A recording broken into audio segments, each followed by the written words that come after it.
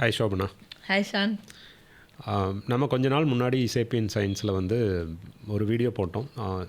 Menstrual cups versus sanitary பேட்ஸ்ன்னு சொல்லி menstrual கப்புடைய பயன்பாடு அதை பற்றி கொஞ்சம் விரிவாக பேசியிருந்தோம். அந்த வீடியோ வந்து பரவலாக நிறைய பேரை போய் சேர்ந்துருக்கு, இன்னுமே நிறைய பேர் பார்த்துட்ருக்காங்க. அது தொடர்பாக நானும் என்னுடைய வீட்டில் கூட நான் உரையாடிட்டு இருந்தேன். அப்போ நாங்கள் போயிட்டு அதனுடைய எங்கே வாங்கலாம் எது வாங்கலாம் அப்படிங்கிற ஒரு தொடர்பான ஒரு பேச்சு போகும்போது நாங்கள் தொடர்ந்து ஒரு குறிப்பிட்ட நிறுவனத்தினுடைய சானிட்டரி பேட்ஸ் ஆர்டர் பண்ணிக்கிட்டு இருக்கோம் அமேசானில்.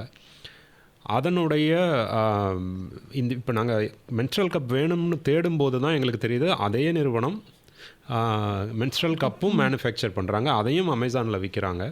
ஆனால் எந்த வகையிலும் வந்து அது வந்து ஒரு மார்க்கெட்டிங்காவோ இல்லை ஒரு இமெயிலாவோ எங்கேயுமே வந்ததில்லை. தொலைக்காட்சிகளிலும் வந்து மென்ஸ்ட்ரல் கப்பை பற்றி ஒரு மென்ஷனோ விளம்பரமோ வரல. இந்த வீடியோ தொடர்ந்து நடந்த உரையாடல்களில் ஊர்லெல்லாம் கேட்கும்போது பார்த்தா நிறைய பேர் பயன்படுத்திக்கிட்டே இருக்காங்க, வருஷக்கணக்கில் பயன்படுத்திகிட்டு இருக்காங்க. ஆனால் இது ஒரு ரகசியமான ப்ராஜெக்டாகவே தொடர்ந்து இருக்குது. இதை பற்றி தொடர் பயனாளராகவும் ஒரு அறிவியல் சார்ந்த சிந்தனையோடு நீங்கள் அதை அணுகிறதாலையும் இதனுடைய காரணம் என்ன, ஏன் வந்து இதை வந்து நிறுவனங்கள் வந்து விளம்பரப்படுத்த மாட்டேங்கிறாங்க? பொதுவாக இப்போ பார்த்தீங்கன்னா இது ஒரு எலைட் ரேஞ்ச் உமனுக்கான ஒரு ப்ராடக்டாக ஃபிக்ஸ் பண்ண தான் ட்ரை பண்ணுறாங்க. ஆக்சுவலி டாக்டர்ஸ்க்கே பார்த்தீங்க அப்படின்னு சொன்னால் மென்சுரல் கப்பை சஜஸ்ட் பண்ண ஒரு டாக்டரை நான் என்னோடய லைஃப்பில் இன்னும் நான் பார்க்கல. எனக்கு டாக்டர் சஜஸ்ட் பண்ணல, என் ஃப்ரெண்டு தான் வந்து சஜஸ்ட் பண்ணாங்க.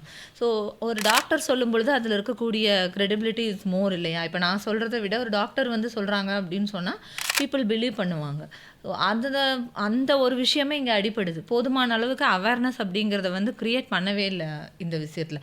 ஈவன் மோர் அது பேடை விட பல விதத்தில் வந்து அட்வான்டேஜ் அதிகம் உள்ள ஒரு ப்ராடக்ட்.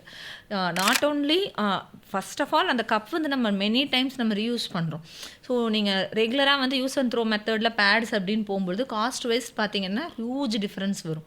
நீங்கள் ஒரு பிராண்டட் பேட் பேக்கெட் நம்ம வாங்குறதுக்கும் பார்த்தீங்க, ஒரு பேட் மினிமம் ஒரு 8 ரூபா போட்டிங்கன்னா தான் ஒரு குவாலிட்டியான பேட் வாங்க முடியும். ஒரு நாளைக்கு ஒரு பெண்ணுக்கு 2 இல்லைனா 3 தேவைப்படுது அப்படின்னு சொன்னால் ஒரு 30 ரூபா நம்ம வந்து செலவு பண்ணணும். பட் இந்த மென்சுரல் கப் வந்து இப்போ 350 கிடைக்கிது, நல்ல குவாலிட்டியான ப்ராடக்ட். பட் ஒன்ஸ் நீங்கள் வாங்கிட்டீங்க அப்படின்னு சொன்னால் அது மோர் தேன் 2 இயர்ஸ் வரைக்குமே கூட அதை யூஸ் பண்ண முடியுது. அதனுடைய ஆக்சுவலாக அது ஒரு சிலிக்கான் வெரைட்டி தான். ஸோ அதனால் ரஃப் ஆகிறதோ இல்லை தளர்ந்து போகிறதோ ரப்பர் பேண்ட்ஸ் மாதிரி லூஸ் ஆகுறதோ எதுவுமே அதில் இருக்கிறது இல்லை. ஸோ அப்போ 2 இயர்ஸ்க்கு வந்து அந்த ப்ராடக்ட்டை ஒன்ஸ் நம்ம வாங்கிட்டோம்னா அவங்களுக்கு வந்து இருக்காதுங்கிறது தான் இதில் முக்கியமான ஒரு காரணம். ரெண்டாவது விஷயம் வந்து நான் பார்க்குறது என்னென்னா no rashes, very very less infections. Urinary infection மாதிரி இருக்கிறவங்களுக்கு, ரேஷஸ் வரவங்களுக்கு இது ரொம்ப நல்ல சொல்யூஷன். பட் ஆனால் அவங்க எல்லாருமே வந்து பயப்படுவாங்க. நம்ம வீடியோவுக்கு அப்புறமா வந்து என்கிட்ட ஒரு ஃப்ரெண்டு கேட்டிருந்தப்போ அட்டைப்பெட்டியில் வந்து இது இன்ஃப்ளமேஷன் செப்டிக் ஷாக் வரும்னு போட்டிருக்கே அப்படின்னா பயமாக இருக்குது அப்படின்னு சொல்லியிருந்தார். But when compare to pad அதில் நமக்கு டே டு டே நமக்கு வரக்கூடிய இன்ஃபெக்ஷன் லெவல் கம்பேர் பண்ணும் பொழுது இது வந்து 0.1% கூட கிடையாது. ஆனால் ஜஸ்ட் அது அவங்களுடைய நார்ம்ஸ் இல்லையா, இதனால் வரக்கூடிய ஒரு ஆபத்துங்கிறத அவங்க போடணும். பட் யாருக்கு, ஏன்னா நம்ம நிறைய பிளாஸ்டிக் பொருளை யூஸ் பண்ணிட்டு தான் இருக்கோம்.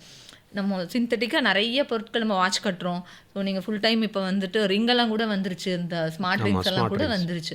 ஸோ அந்தளவுக்கு ரேடியேஷனும் பிளாஸ்டிக்கும் நம்ம மேலே இருந்துகிட்டே தான் இருக்குது. அதையெல்லாம் கம்பேர் பண்ணும்பொழுது இது ஒன்றுமே இல்லை தான்.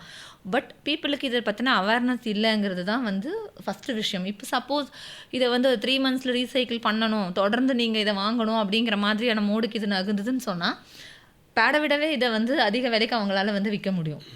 பட் ஆனால் யூஸ்வலாக பண்ண மாட்டாங்க பீப்புள். இப்போ நம்ம குக்கருக்கு கேஸ் கட் வாங்குற மாதிரி தான், அது ஒர்க் ஆகலைன்னா தான் நம்ம தூக்கி போடுவோம். அது வரைக்கும் அதை தூக்கி போட வேண்டிய நெசசிட்டியே இல்லைங்கிற மாதிரி தான் இதுவும் வந்து லாங் லாஸ்டிங்காக வர்றதுனால எந்த விதமான விளம்பரமும் இதுக்கு கொடுக்கறதுக்கு அந்த கம்பெனிங்க விரும்ப மாட்டாங்க.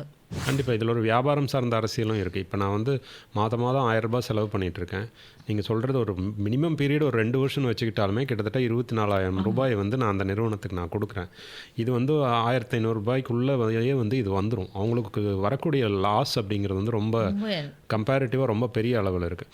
ஆனால் இது இன்னொரு பக்கம் பார்க்கும்போது இந்த சானிட்டரி பேட்ஸை வெளியில் தூக்கி போடுறாங்க, அதை டிஸ்போஸ் பண்ணுறதுலேருந்து அதில் இருக்கக்கூடிய ஒரு மானுடவியல் சார்ந்த பிரச்சனைகள், அதை தாண்டி இது வந்து ஒரு வேஸ்ட்டாக வெளியில் போகும்போது எத்தனை ஆண்டுகள் ஆகுது, அது வந்து டீகம்போஸ் போகிறதுக்கு. ஆகிறதுக்கு வந்து நூற்றுக்கணக்கான ஆண்டுகள் கூட ஆகும் அப்படின்னு படித்தேன் இந்த பேம்பர்ஸ் இதெல்லாமே.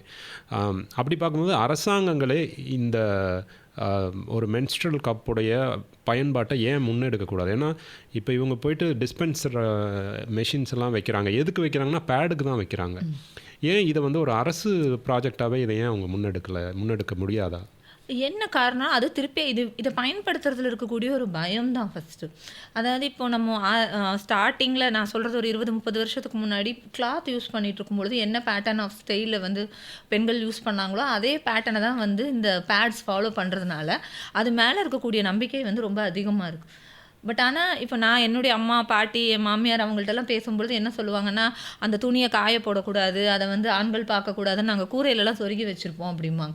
அதில் பார்த்தீங்க அப்படின்னு சொன்னால் ஃபுல்லாக அந்த காலத்தில் வந்து பூரா இல்லைன்னு சொன்னால் வேறு பூச்சிகள் எல்லாமே கூட இருக்கும். இது எல்லாமே வந்து அவங்களுடைய ஆரோக்கியத்துக்கு எதிராக தான் இருந்தது. ஸோ அதையும் மீறி வந்து அந்த சானிட்டரி பேட்ஸுங்கிறத வந்து அதுக்கு ஒரு பெரிய ஆல்டர்னேட்டாக கொண்டு வந்து சக்ஸஸ்ஃபுல்லாக கொண்டு வந்தாங்க. இன்றைக்கும் பார்த்தீங்க அப்படின்னு சொன்னால் கரையாகிறது இல்லை நைட் டைம் ப்ளீடிங்கை வந்து சரி பண்ணுறோன்னு சொல்லி எல்லாம் திருப்பி இதையே தான் டெவலப் பண்ண ட்ரை பண்ணிட்டு இருக்காங்க. அந்த ப்ராடக்ட் டிசைனிங் சொல்லி ஒரு ஏரியா இருக்குல்ல, அதில் பார்த்தீங்கன்னா இது நைட்டு ஒழுகாது, ஸ்மெல் வராது, இந்த மாதிரி இன்னும் ஏகப்பட்ட வசதிகள் அதுக்கே தராங்க. பட் இது எல்லாத்தையுமே முற்றிலும் தவிர்க்கக்கூடிய ரொம்ப சிம்பிளான ஒரு சொல்யூஷன். பட் நான் இப்போ என் பொண்ணுக்கு வந்து அவகிட்ட கேட்கும் பொழுது எனக்கு அது பயமாக இருக்குது அப்படின்னு சொன்னா. ஸோ தட் பயம் அப்படிங்கிறது வந்து இங்கே ஒரு ட்ரிகர் ஃபேக்டர். அது பெரிய பாட்டில் நெக் என்னன்னா அந்த பயம் தான். என்னுடைய பாடிக்குள்ளே நான் எப்படி வந்து ஒரு பொருளை வந்து இன்சர்ட் பண்ணிக்கிறது, அந்த ஒரு பயம் தான். அதை தவிர்த்து பார்த்தீங்கன்னா இதுலேயும் வந்து உங்களுக்கு கரை ஆகக்கூடிய வாய்ப்பே கிடையாது. 99.9% வந்து இதில் வந்து ஸ்டெயின் அப்படிங்கிற ப்ராப்ளமே வராது. நீங்கள் எல்லாம் ஆஸ் யூஷுவல் ஜீனு எல்லாம் நார்மல் ட்ரெஸ்ஸும் நார்மலாக பண்ணிக்கலாம். பட் இத்தனை வசதிகள் இருந்தும் அந்த ஒரு பயம் ப்ளஸ் வந்து போதிய அளவு அவேர்னஸ் இல்லை. எத்தனை பெண்களுக்கு வந்து அப்படி ஒரு ப்ராடக்ட் இருக்கும்னே தெரியும் அப்படின்னு சொல்லி பார்த்தீங்கன்னு சொன்னால் ரொம்ப ரொம்ப கம்மியானவங்களுக்கு தான் தெரியும். கண்டிப்பாக நம்ம இந்த மாதிரி வீடியோக்கள் போடும்போது தான் ஆமாம். ஏன் அரசாங்கம் வந்து இதை முன்னே எடுக்கக்கூடாதுன்னெல்லாம் ஒன்றும் இல்லை. அவங்களுக்கே வந்து இன்ஃபேக்ட் வந்து அங்கே இருக்கக்கூடிய அதிகார மையத்தில் இருக்கிறவங்களுக்கே இது வந்து தெரியாமல் இருக்கிறது வந்து ஒரு முக்கியமான ஃபேக்டராக நான் பார்க்குறேன். கண்டிப்பாக இந்த துணியிலிருந்து சானிட்டரி பேட் வர்றதுக்கு பின்னாடியே மிகப்பெரிய ஒரு கேம்பெயின் அவேர்னஸ் எல்லாமே வந்து இப்போ அதை விடவே இன்னும் ஒரு படி சொல்லணும்னா திருப்பி இந்த சானிட்டரி பேட்னால தான் வந்து இன்ஃபர்டிலிட்டி வருதுன்னு சொல்லிட்டு ask woman to go back. பழைய வரலாற்றினுடைய பழைய பக்கங்களுக்கு போக சொல்லி தான் நகர்த்துறாங்க. நீங்கள் பழையபடியே வந்து துணி யூஸ் பண்ணுங்கள், சாக்ஸில் சாம்பலை யூஸ் பண்ணுங்கங்கிற அளவுக்கு நம்மளுடைய போலி அறிவியல் ஒரு பக்கம் வளர்ந்துக்கிட்டே இருக்கு இல்லையா? அதையோடையும் சேர்த்து நீங்கள் போட்டி போடும் பொழுது இதெல்லாம் வந்து இன்னுமே வந்து க்யூவில் வெளியே நிற்கிற ஒரு ரொம்ப தள்ளி நிற்கிற ஒரு ப்ராடக்டாக தான் இருக்குது. கண்டிப்பாக. அதாவது வந்து இது எப்படி வந்து ஒரு சானிட்டரி பேடுங்கிறதே வந்து ஒரு பழக்கத்தில்லாத ஒரு விஷயத்தை கஷ்டப்பட்டு பழக்கத்துக்கு கொண்டு வந்த மாதிரி இதை கொண்டு வரதுக்கும் அரசாங்கம் சரி இந்த நிறுவனங்களும் வந்து இதுக்கான அவேர்னஸ்ஸு பிரபலங்களை வைத்து விளம்பரம் பண்ணுறது இதெல்லாம் வந்து அதுக்கு பண்ண மாதிரி இதுக்கும் பண்ணால் தான் இதுவும் வந்து டெவலப் ஆகும். ஆனால் இன்றைக்கி இந்த சோஷியல் மீடியா உலகம் வளர்ந்துட்டு வரப்போ மக்கள் பக்கம் இருந்து கூட ஒரு மூவ்மெண்ட் வர்றதுக்கான வாய்ப்பு இருக்குது. நம்முடைய வீடியோக்கள் மூலமாக அப்படி ஒரு விஷயம் நடக்கும் அப்படின்னு நம்புவோம். தொடர்ந்து பேசுவோம் ஷோபனா. தேங்க்யூ.